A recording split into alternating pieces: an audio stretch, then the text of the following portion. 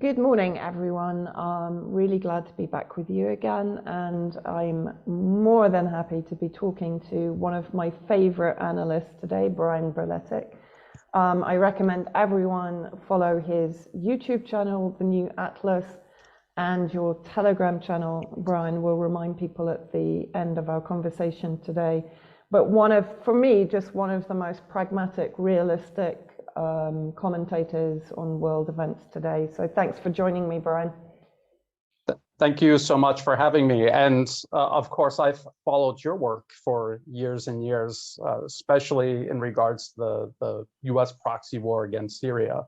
Yeah, well, I mean, hopefully today we can touch on, at least briefly, on how all of these wars interconnect and, what they mean for the future of our world, which is rapidly changing. And as we were just discussing before we started recording, everything is moving way faster than I ever expected it to. I don't know about you, and if you have a similar impression. Oh, absolutely. I did not expect things to go this fast in so many regards, but especially regarding the US dollar. I thought that was something that would happen very gradually and incrementally, maybe 5-10 years. And now when you see what's going on, 5 and 10 years sounds very luxurious for Washington and Wall Street. It does. Was it today? I saw headlines regarding Malaysia and India are going to start trading in rupees. And Marco Rubio, as he recently rather bitterly pointed out, there will be so many countries transacting in currencies other than the dollar that we won't have the ability to sanction. In other words, they won't have the ability to use economic piracy against sovereign nations that are refusing to comply with US agendas and foreign policy. It's quite extraordinary. Yeah, yes, him and many others, they are saying things that you would not expect high-level US politicians and representatives to be saying, because it's almost as if they're complaining about it. It's like in school, the bully complaining that he got in trouble after Yes. bullying everyone for so long. And you can tell what he's basically and openly saying is that we're not going to be able to bully and coerce the planet anymore. And he's complaining about it openly. And when you do that, it means you don't have a plan. You don't see any way to change it, and you're just complaining openly about it. It's just fundamentally bad leadership. It's also extremely unprofessional, and it's indicative of the mentality, the skill sets, and the lack of competence that is infecting the highest levels of Western leadership. Yeah, I mean, it's quite extraordinary, isn't it? We are literally seeing, the West, I mean, the Five Eye countries literally going into a sort of a psychological free fall almost. Policy is becoming more and more demented. Statements are becoming less and less logical. Claims are becoming more and more outlandish with very little evidence to back it up. I mean, they're literally creating evidence of which there is no evidence. When they're well, like with Nord Stream, obviously the US did that, and the most plausible story circulating was put out by Seymour Hersh, and then it took a while for the US to come out with its own version, and it was so unrealistic. Actual experts started coming out and dissecting it, and as they were doing it, then the people who put the story out originally started to kind of reshape it, using the feedback from actual experts to try to make it sound more plausible. It's so absurd, and it's kind of frightening because these people have a huge amount of military and economic power still at their disposal, and like you say, it's demented. And it's actually very, a country like the United States and the sort of system that it has set up, when they become desperate, I think that's when they're most dangerous. Yeah, absolutely. It's the cornered beast syndrome, isn't it? Yes. Let's get on to a little bit of kind of micro analysis now. Bakhmut, we are seeing announcements from the Wagner group that has been basically instrumental, the main force, I believe, fighting to take Bakhmut for some time. And we saw an announcement in RT, I think it was last night, saying that they had raised the flag in Bakhmut and had presumably finally taken full control. Is that correct? And what is the, I mean, there's a lot of rhetoric from Kiev, from the US, from the UK, trying to portray Bakhmut as being not remotely important. And yet, as you mentioned in a recent interview, it is actually extremely important. Can you perhaps talk about Bakhmut and what it does mean to the conflict? Yes. Yes, absolutely. Wagner is, and that was a very important point to bring up. Wagner is principally fighting in and around Bakhmut. They do have support from regular Russian forces, but they are the ones doing the most fighting. And it's important to remember that because against them are brigades and brigades of regular Ukrainian forces, volunteers, international volunteers or mercenaries. So it's not Ukraine fighting the entire Russian army. The entire Russian army isn't hung up on Bakhmut. It's Wagner, private military company. That's important to keep in mind. And yet, despite that, they have the city encircled. I think that announcement was more PR than anything else because it's not entirely taken. There are still Ukrainian forces in and around Bakhmut city. They have to close the encirclement completely. They have to clear out the city. And then they also have to secure that front line facing westward because it is still very vulnerable to any potential coordinated and large-scale counterattack. But the whole point of Bakhmut, from the Russian perspective, is to draw in and destroy Ukrainian forces. That was the only point to this whole campaign of putting pressure on Bakhmut, and that is exactly what has been happening for months now. Ukraine has been pouring its best soldiers in, and now any soldier that they can find, while they try to build up this reserve for their main spring offensive that they keep talking about. And so strategically, this is at the center of Russia's war of attrition against Ukraine. So to claim that it wouldn't matter where this was taking place, if Ukraine is committed to holding that town or that city, then it is strategically important because that is where Ukraine's military is being ground down into oblivion. But also Bakhmut is a key logistical hub. If you look at it on a map, it is a hub where road and rail go in all directions, north, east, south, west. So to claim that it's not strategic is just absurd, and it's part of what we've seen over and over again.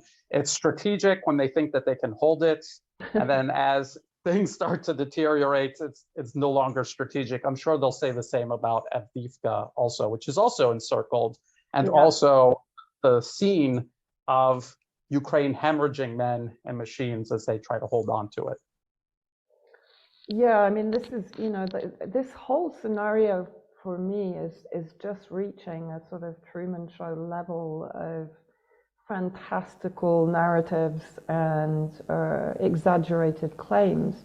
There were recent reports, obviously pointing out that British aerospace last year made, I think, 37 billion, probably not all entirely related to Ukraine, but a large percentage of that. And yet there is zero transparency from the Ministry of Defense in the UK about what they are actually sending to Ukraine, including there are some claims that there are long-range missiles going that could potentially target Russian cities, that there is going to be depleted uranium, but I would argue that depleted uranium is probably already being used in Ukraine. I mean, the West has never been, it hasn't held back on using these kind of weapons in Syria, in Yugoslavia, in Afghanistan, etc. And in the Senate, they basically voted against there being a special inspector general to actually monitor and analyze the so-called aid going to Ukraine, which is, I think, over 100 billion now.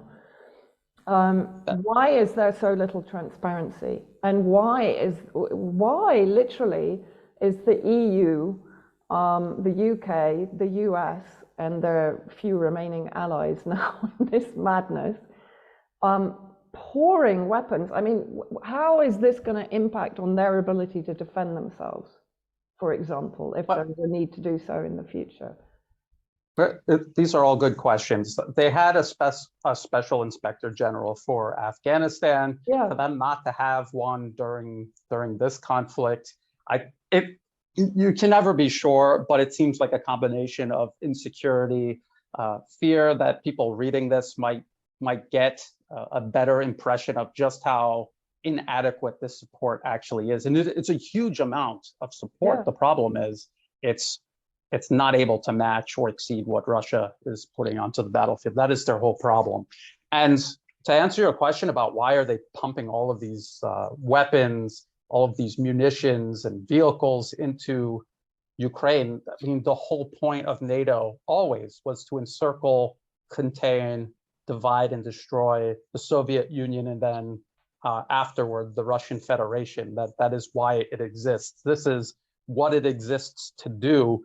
They're not going to get the chance, most likely, to fight Russia head on. So they're fighting this final battle by proxy through Ukraine. And there could be, in many different ways, their ability to move into this conflict more directly. So we have to be aware of that. But that is why they're sending absolutely everything in, because there is no other battle that they're going to fight. Not with these weapons that they're using in Ukraine, these ground forces. They're obviously also getting ready for some large conflict with China, but that's primarily going to be aviation and naval forces used there. So this is it. This is the window of opportunity closing to reassert their unipolar global order, and they need to deal with Russia and China. So they're going to go all out on this proxy war with Russia and Ukraine, and they're preparing to go all out against China over the island province of Taiwan. Mm. Yeah, we'll come on to that. But I also want to talk about Poland. Zelensky is due to go there tomorrow, I think, April the 5th. And there has been a lot of suggestion in Western media, particularly, that Poland, I mean, to me, the fact that they're posturing about Poland being the next front to some degree suggests to me that they already know that the war in Ukraine is lost. But so what is the intention here? Is this just bluster? Do they really think that Russia is going to push into Poland, or is Poland going to push into Ukraine? There are already, I think, up to 5,000 Polish forces in Ukraine, according to some reports. So Poland is already, to a large degree, involved on the ground. How do you interpret what's going on with Poland? Another good question. Poland has been extremely deeply involved at the forefront. They are the primary base of operations for NATO, and sending weapons in and also maintaining weapons, because there cannot be a maintenance facility anywhere in Ukraine because Russia will destroy it. So everything is coming out of Poland. Everything is going back to Poland to be repaired. All of these volunteers or mercenaries are moving through Poland into Ukraine. I would not put it past the United States to desperately want Poland to pick up where Ukraine's military leaves off, because Ukraine's military is nearly exhausted. This offensive, no matter how successful or unsuccessful it is, after that, there is no way to replace their losses this time. But the same could be said about Poland. Poland is one of the nations supplying Ukraine with hundreds of main battle tanks. They have been since last year. and what is left of their force. Now, we've heard of this military buildup in Poland, but people need to read the details and see that that is a process that's going to take years to complete. When it is complete, their army will be about the same size as Ukraine's was on late February 2022 when Russia began the special military operation, just to put it into perspective. Poland going into Ukraine, creating some kind of buffer zone like the US and Turkey did in Syria. I have felt all along that there was a high probability of that. And I think that they are really thinking about doing something like that. And then hoping that Russia will not dare attack those forces in Western Ukraine. They could shorten the lines of communication between the front line and where systems have to go to get repaired and where ammunition has to come from. And the step-by-step incremental move toward full intervention that we've seen them do everywhere else. I think there's a real danger of that. And it's going to be up to Russia on how they manage that and what kind of deterrence they create ahead of time to kind of manage the scale that takes place on. Yeah. I mean, we saw the recent meeting between Xi Jinping and President Putin, and the 12-point peace plan from China, which of course the West in its insanity has completely poo-pooed as well, basically they don't want a peace plan, one has to presume. How do you think China could get to the point? I mean, it did do something fairly miraculous in that it brought Saudi Arabia and Iran to the negotiating table. Is there a possibility that China can step in as a neutral negotiator? Would it be accepted by Ukraine, by Kiev, or is Kiev too much under the control of NATO? That's a difficult question to answer. The US obviously does not want peace. The whole point of this, it's a proxy war. The whole point is to, and they've openly said this, is to fight Russia to the last Ukrainian. That is almost literally what they are doing, to the last Ukrainian, to the last brick standing on Ukrainian soil. So they do not want any kind of peace agreement unless somehow it leads to a conclusion that serves and advances their foreign policy objectives. And of course, Ukraine is entirely dependent on the United States, on the EU, on the UK. And if they were to make any decision at all, the US could pull the plug on Ukraine in so many ways. And I think, honestly, say somebody like President Vladimir Zelensky, his life is much more in danger of being threatened by his sponsors than by the Russian Federation, honestly. Exactly. And the people around him in the administration.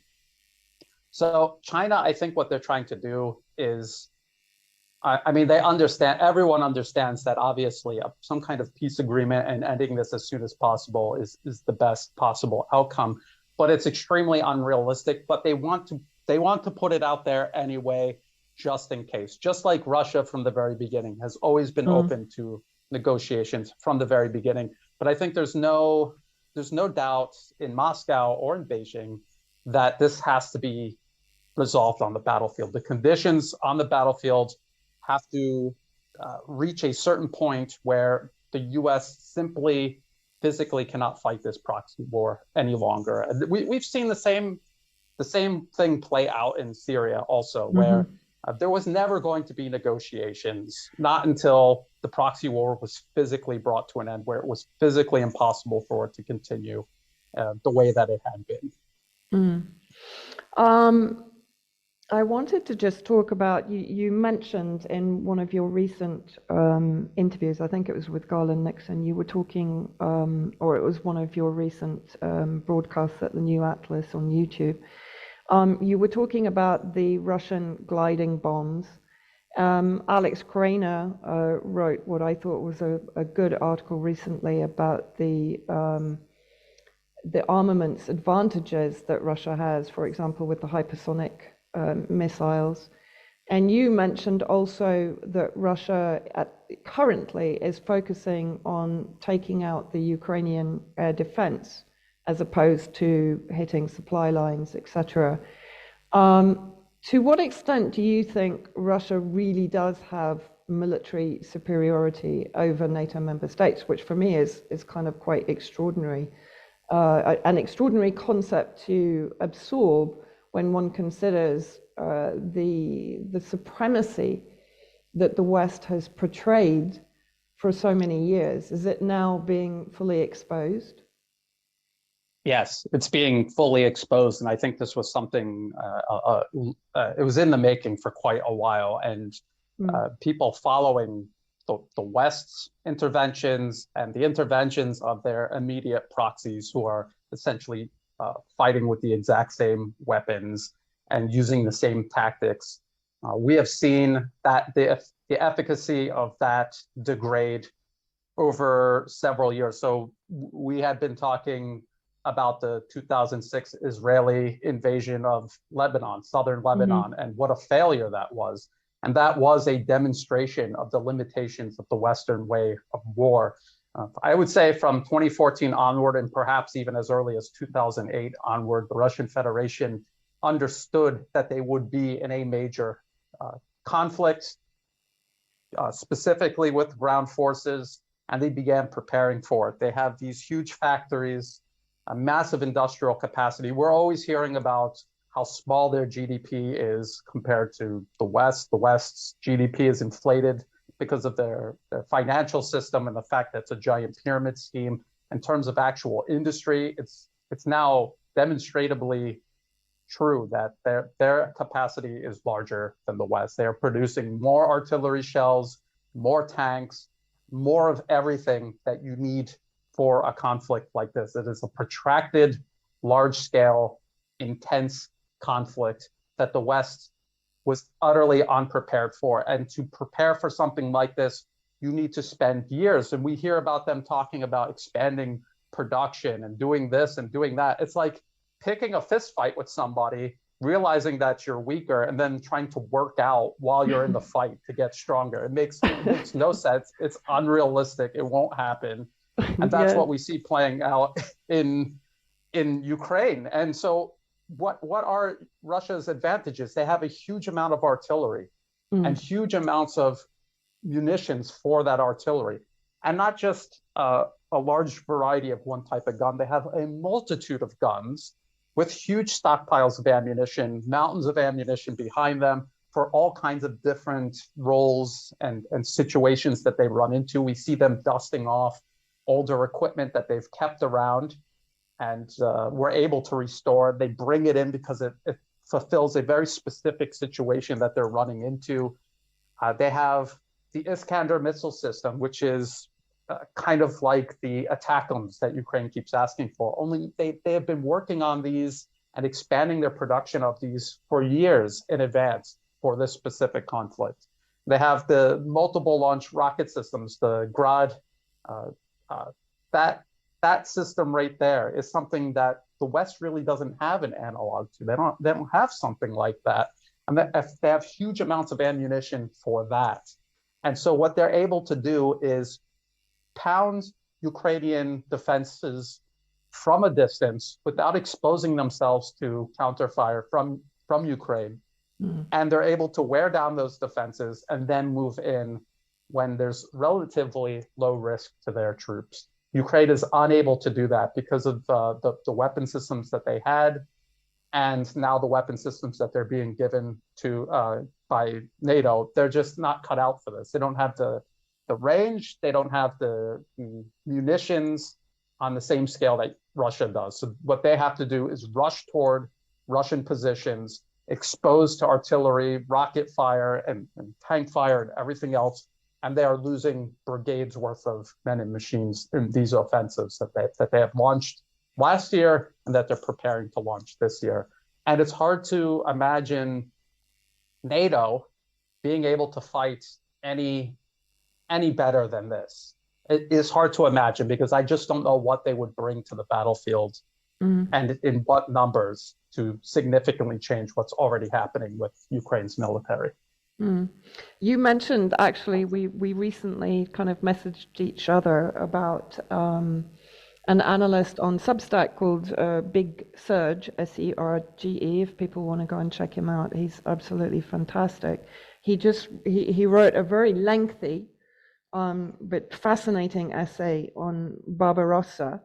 And you said to me, it's basically Barbarossa in slow motion using hybrid warfare. Can you just very briefly explain what you mean by that? Yeah, so during World War II, Nazi Germany was determined to attack and destroy the Soviet Union. They had their forces cross the border through Eastern Europe into Russia, aimed at Moscow. They were also trying to attack through the North Africa, through the Middle East, and then into the Caucasus region. So that was their plan. And we see the United States doing the exact same thing, except instead of amassing troops and doing it through an open invasion using US forces, they've turned Eastern Europe into proxies that irrationally hate Russia, are belligerent toward Russia, are attempting to isolate Russia. They're building up military forces there. They use assets in these countries that are already infected with US client regimes to undermine the sovereignty of neighboring countries like Belarus, or we have seen the same thing targeting Georgia in the Caucasus region. We saw the US destroy Libya and Syria and Iraq, and militarily occupying Syria and Iraq, and trying to wage some kind of regime change war or a color revolution, or I'd probably say both, against Iran. And if you are looking at this on a map, not just on a map in 2D, but in 4 dimensions in terms of time, what the US has done over the last 20 years, you can see them moving from North Africa through the Middle East toward the Caucasus region, aimed right at southern Russia. And you could see them moving through. You can see NATO expanding right up to Russia's border in Eastern Europe. Everything is pointed straight at Moscow, exactly like the Nazi war against the Soviet Union. But like you say, it's in slow motion over the course of many years through the use of hybrid warfare, regime change, color revolutions, proxy wars, but it's the same. It's the same objective, essentially, the destruction of the Russian Federation, just as Adolf Hitler sought to destroy the Soviet Union. And of course, they're using Nazis in Ukraine, which is literally doubly yes, ironic. Nazis. Yes. Yeah, exactly. Before I move on to Taiwan and China, I just wanted to get your opinion.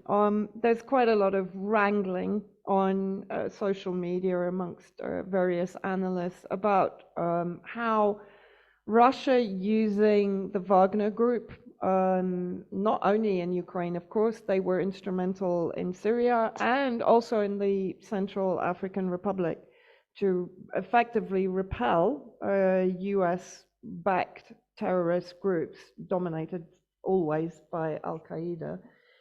And comparing them to the use by the West of mercenary groups. Of course, the best known is probably Blackwater, although it's changed its name multiple times since it committed war crimes in Iraq.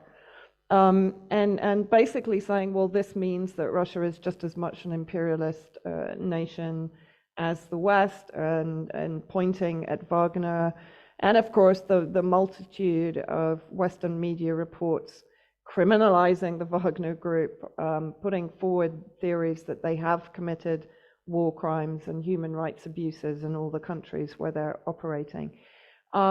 What's your opinion on this sort of, in my opinion, false equivalence between what the West is doing and what Russia is doing with Wagner?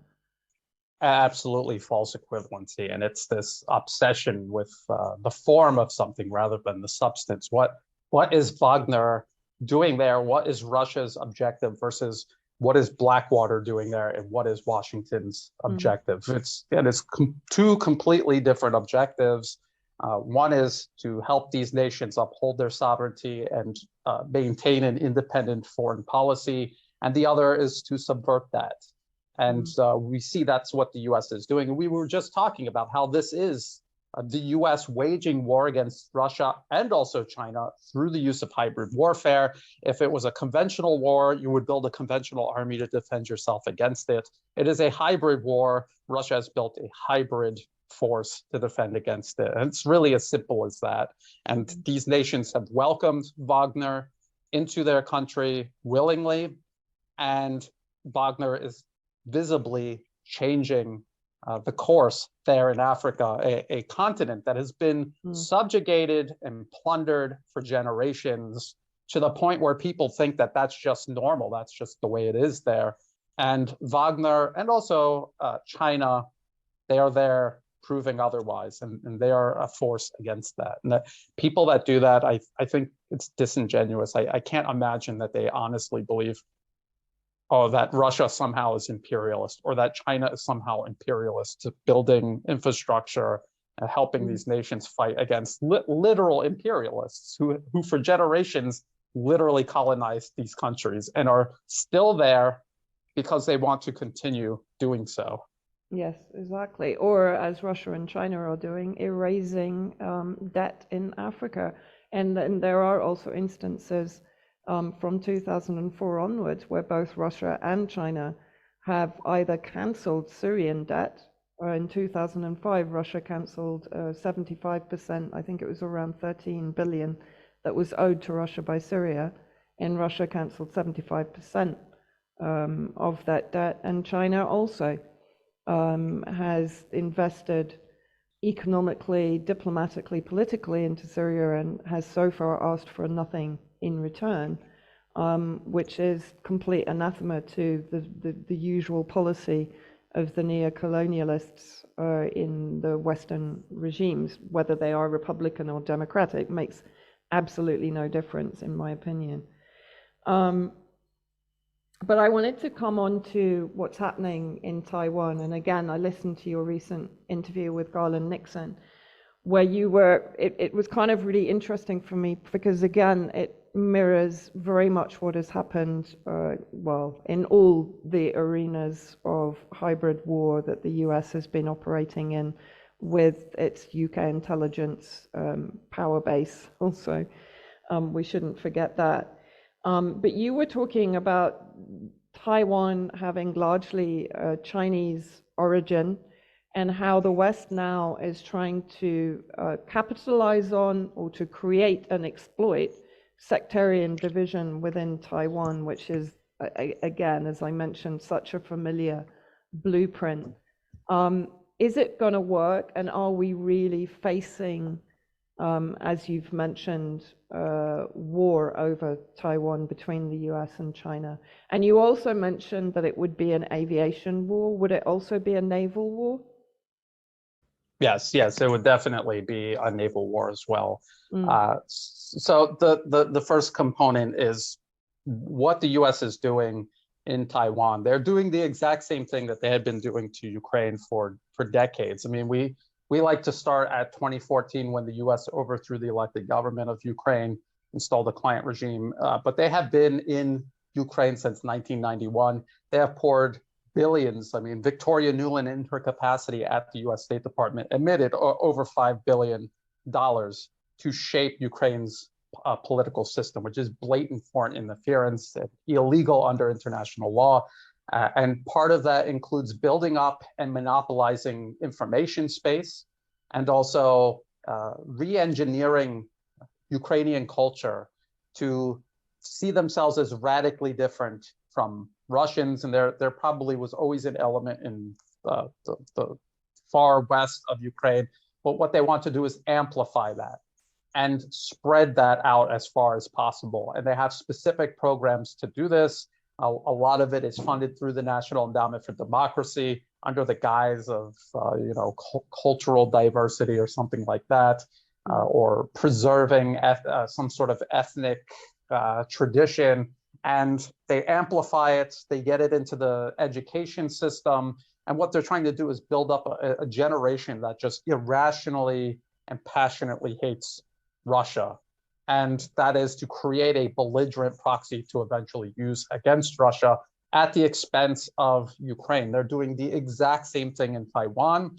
They have the National Endowment for Democracy involved so deeply in Taiwan that they actually created an institution called the Taiwan Foundation for Democracy, which is basically a franchise of the NED on the island. And what they do is they build up both political programs. They're taking over information space, building up the media while also restricting alternative points of view. And they're in the education system, and they're changing textbooks, and they're rewriting history literally to create a generation of people living on Taiwan that don't see themselves as China. And a little trivia, because apparently a lot of people who are not familiar with what's going on and just follow the Western media, they don't even realize that the government in Taipei calls itself the Republic of China. And they see themselves as the government of all of China. And in their constitution, which you can read online from their official website, Taiwan is just one island province among all provinces of China. And people don't understand that they are Chinese, they speak Chinese, and the US is trying to create an artificial Taiwanese identity to create division that they can exploit for a proxy conflict. And I don't think they have enough time to do this successfully. It has gotten to a certain point where it is a real problem, and it's going to take years to dismantle and deprogram these people, because they are brainwashed. I mean, they are literally Chinese people who don't think that they're Chinese. That's a real issue. Yeah. And then there's the other dimension to this militarily. The US has troops on Taiwan. They have talked at length about expanding. They actually have expanded that number. And they also want to put a much larger force there in what they call a tripwire force. So that, and they admit that if China decided to invade Taiwan right now, the United States would have to intervene completely and immediately. And if there was any hesitation at all, China would succeed.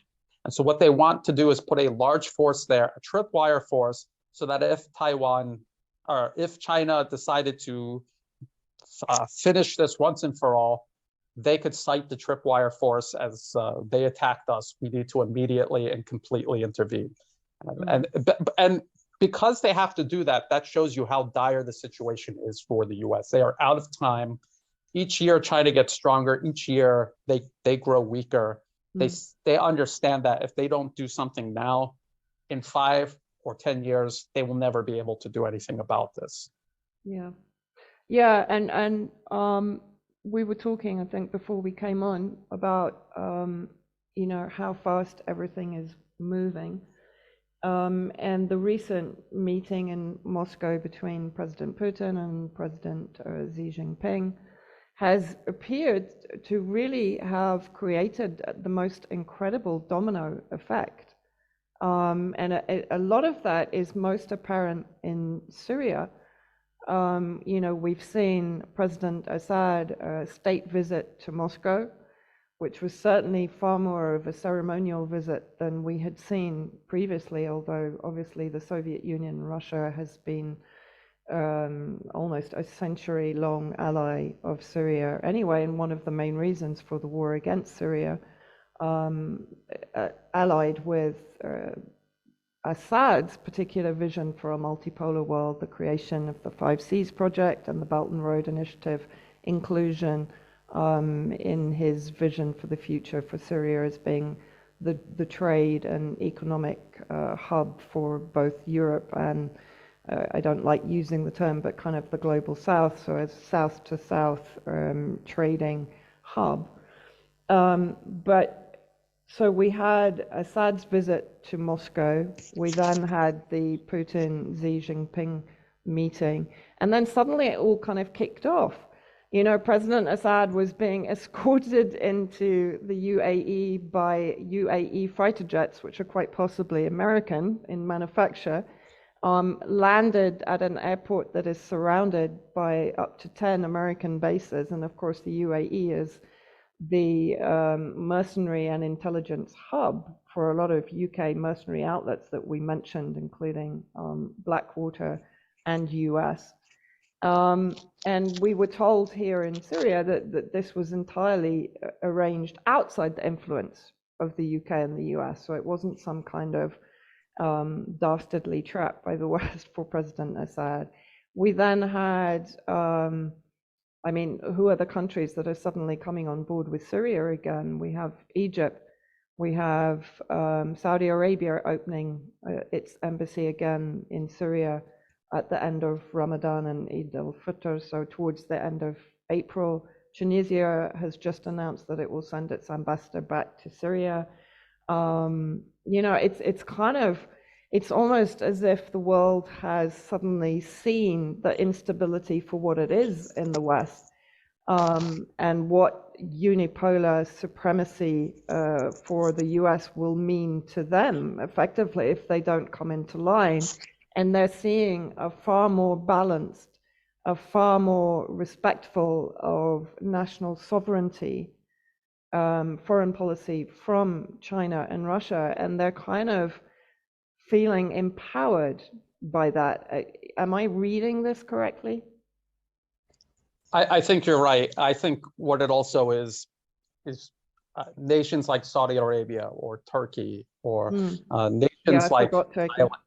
Yeah. And even here in Thailand, because people always tell me, Brian, how could you say that Thailand is a close ally of China? They had US troops there during the Vietnam War, right? Besides that being decades ago, even then, Thailand had to make a decision whether to make concessions or be the next nation buried in bombs and cluster munitions. That was their decision.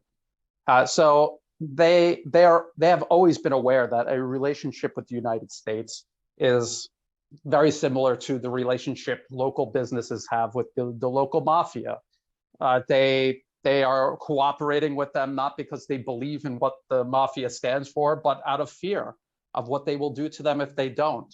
And that has always been the case. That is how the United States has run its foreign policy for decades. You do what we tell you. You personally will benefit. We will be emptying your country out more or less. We will be telling you to do things that could jeopardize the self-preservation of your nation. You will benefit possibly your nation. Well, but if you don't, we'll look at Libya, look at Iraq. That's what we'll do. We could do that also. So it's up to you. And that's the choice that people have. Now, Russia and China are creating an alternative. This is what multipolarism is all about. It's about an alternative system where people can preserve the primacy of national sovereignty, and they can cooperate nation to nation. No single nation is going to dominate. There will be a distribution, a balance of power globally, economically, militarily. And it's not going to be perfect. It's not going to be a utopia, but that balance of power is going to make it much harder for any one single nation to do what the United States has done for decades. And it is basically to hold the nation, the planet hostage and knock one country off after the other as they go around the world. And so I think all of this is happening now because the West and the US specifically is visibly weak.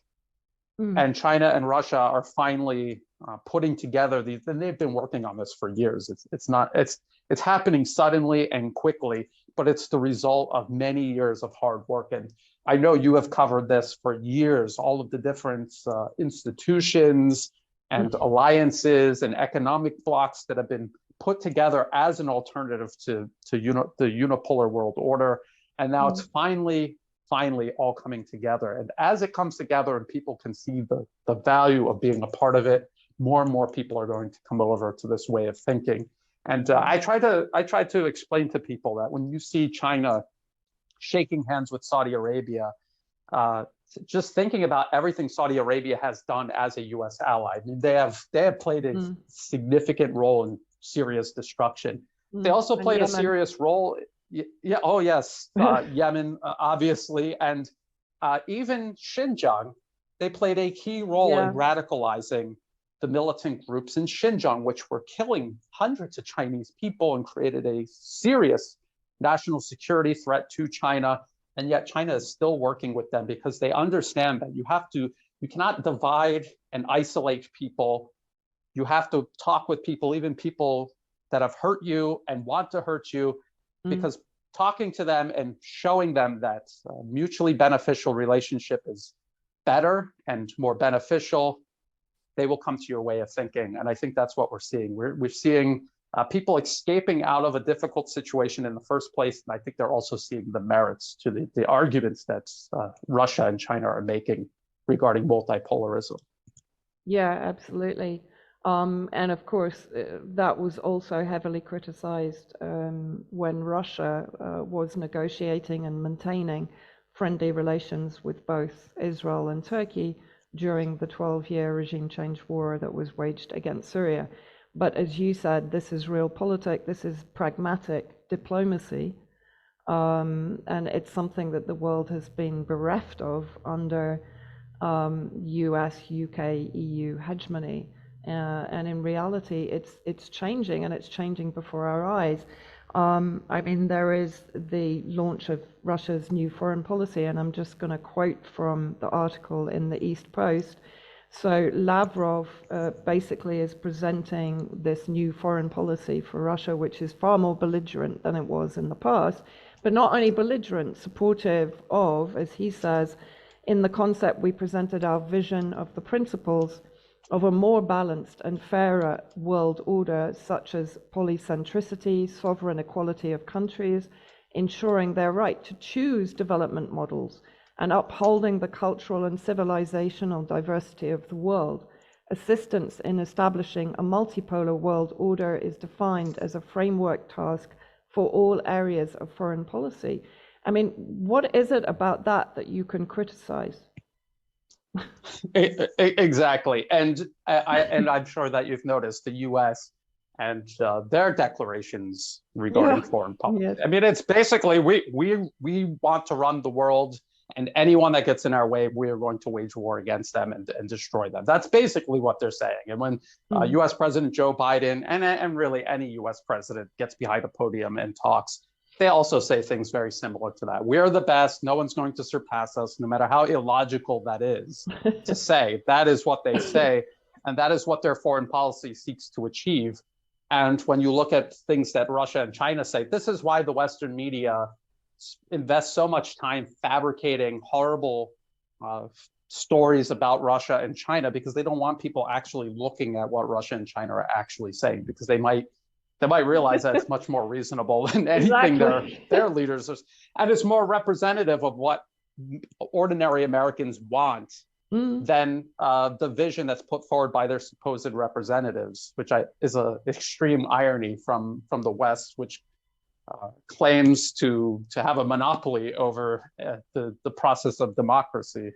Yeah, exactly. And I think I put something out on Twitter yesterday that the other supreme irony is the decades that the West has spent waging clandestine wars, black ops, hybrid wars, regime change operations against countries in the Middle East, to carrying out assassinations, for example, of Gamal Abdel Nasser, of Gaddafi, to prevent pan-Arabism or even pan-Africanism,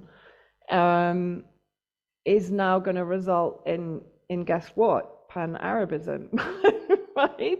Yes. I mean, yes. Literally, that is the end result. So everything that they fought for the last more than a century, probably, has now resulted in abject failure.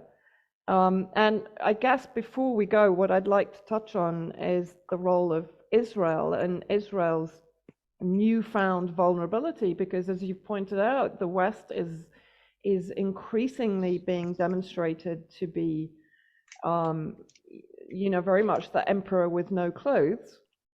But as a result, that must mean that Israel is now particularly vulnerable and cornered, because the resistance axis has grown in strength since the 2006 war, when even back then Israel was humiliated, as you pointed out, and based much of its military prowess on propaganda and PR, which has even been demonstrated to be very fragile by Gazan rockets. You know, we're not even talking about Hezbollah, which is now a fully fledged army that has been fighting inside Syria for the last 12 years and has amassed a vast array of weaponry that can be turned on Israel. You have Hashd al-Shabi, the Iraqi secular militia, not Iranian proxies as they're so often described, particularly by the Biden administration when they're trying to bomb them, but who represent the battle against ISIS and Western-backed terrorism in Iraq, and also on the border at Al Bukamal with Syria. And Syria itself, of course, if Turkey comes into line and fulfills the guarantees that it has to give to Syria to withdraw from territory that it's annexed inside Syria, to stop supporting the terrorist groups and to return the status quo to pre-2011, Yemen has missiles trained on Tel Aviv. I mean, you know, really, Israel is now bombing. It's bombed Syria 4 times in the last 5 or 6 days. So it's clearly worried. It's clearly trying to take out both Syrian offensive and defensive capability, but it's not succeeding for various reasons, the majority of which is that it's deeply underground and Syria is not using its more updated air defense on purpose, waiting for a potential escalation with Israel. So how do you perceive Israel's position right now, particularly in the view that it's going through some degree of internal implosion, and at the same time it's trying to externalize the war to outside? But I mean, it's kind of crazy, isn't it? Because it's incredibly vulnerable right now.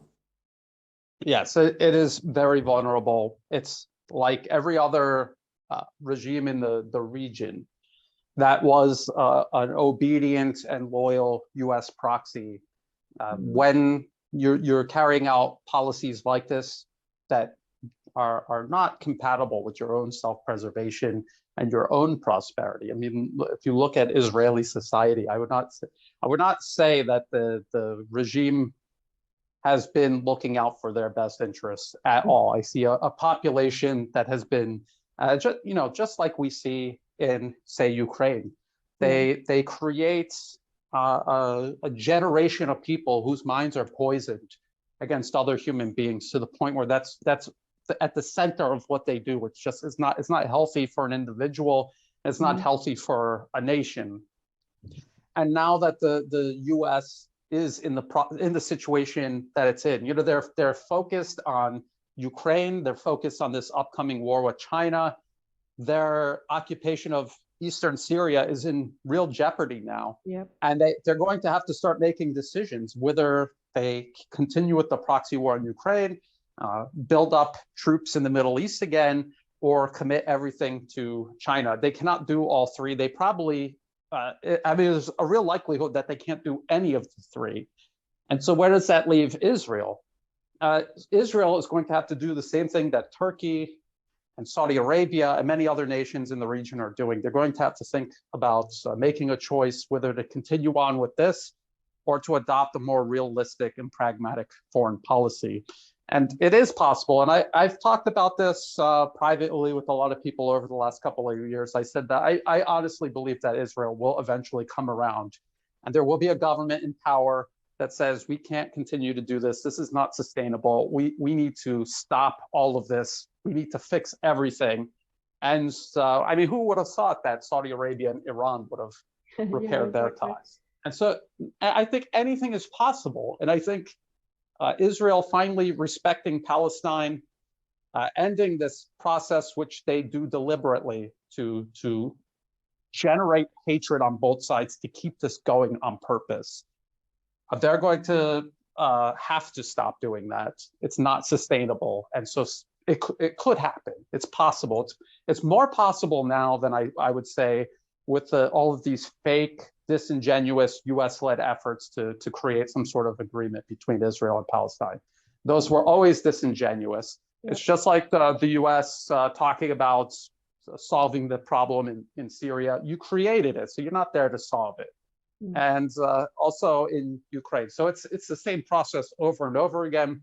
And just like we see everywhere else change, Israel's going to have to make that decision. They're going to have to change because what they're doing right now is unsustainable. And their military, their economy is not going to be able to continue at the level that it is right now without U.S. backing.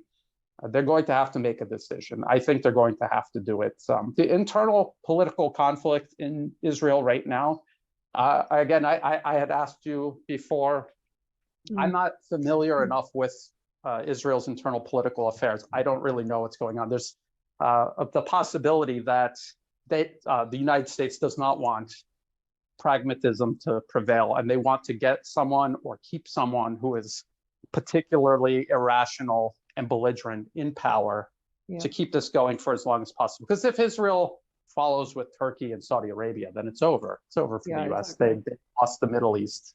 That was their first and strongest foothold in the region since the end of World War II. And there's no way to replace that. Yeah, exactly. So we're definitely living through very interesting times that, as we keep saying, are moving a lot faster than either of us would have imagined last year. So Brian, thank you so much for your time. I always really appreciate talking to you. Do you want to just let people know where they can follow your work? Sure. People can go to YouTube, type in the New Atlas, and then in the video description of every video, you will find all of the other places you can find and follow my work on Twitter, Telegram, and everywhere else. And there's also alternatives for YouTube listed there, so you could get those just in case YouTube gets rid of me. Yes.